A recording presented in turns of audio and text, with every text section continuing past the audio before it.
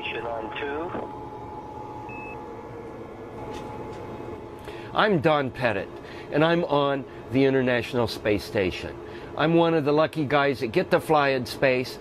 I use my off-duty time to investigate scientific curiosities of my own design. So what you are going to see is a series of my own investigations that I do simply because I am here and I can, and these things tickle my imagination and enrich my mind, and I'm hoping that they will do the same for you. Okay, I'm working once again with stretched thin films of water. And you make these on a loop not unlike what you'd make a soap film with on Earth, but these are made with pure water, with no surfactant. And as far as I know, these cannot be made in the presence of significant gravitational forces. They break. And once you make these films, there's a bunch of delightful things you can do with them.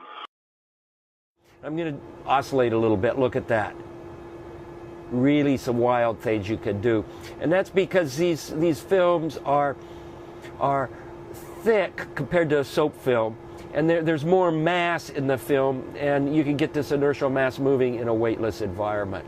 So, oh, look at that. You can even spall off little drops. Let's see if I can do that. And then you can capture them back again. Oh, look at that. I spalled off a drop, and now I'm going to capture it. There. Okay. Spall off a drop. Oh, 2 drops, and I'm going to capture the drop. I'm going to capture the drop. Oh, look at that. It bounced off. There, we captured it. So you can use them as sort of a liquid drum head to shoot other water droplets at and look at the behavior. Here's a Teflon needle hooked up to a syringe, and I'm squirting water at one of these films, and some of the droplets bounce off. Some of the droplets get assimilated in the film, and some of the droplets actually go through the film and jet out the other side. So there's a lot of really neat physics going on here. I'm still in the process of trying to sort it all out. And then I'm putting tracer particles in these, and these are white ones. They're white tracer particles. Going to put a couple drops of these in, and then get some convection going here, which stirs these particles around, and then wait for all the fluid motion to stop.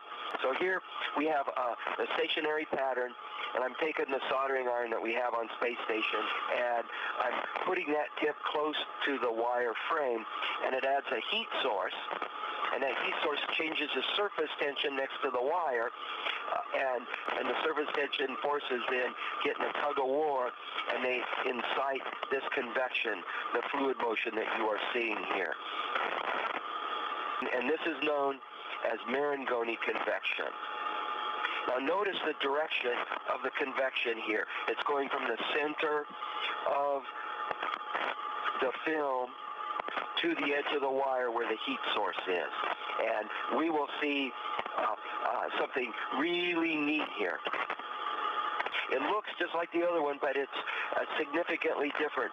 The last setups, the water film was slightly thicker in the center than at the edge of the wire. So the films were convex, and the fluid motion went from the center of the film to the edge of the wire. So here I have a film that is concaved, so it's thinner in the center and thicker at the edges. The convection is indeed reversed.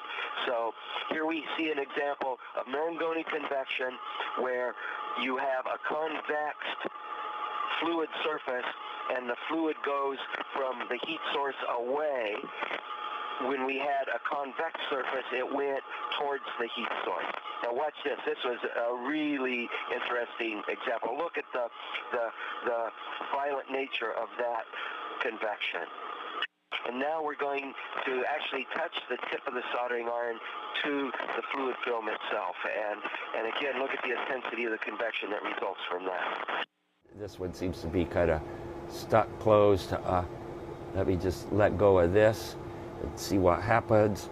And let me open up my bag, and that loop got caught in a breeze, and it is going.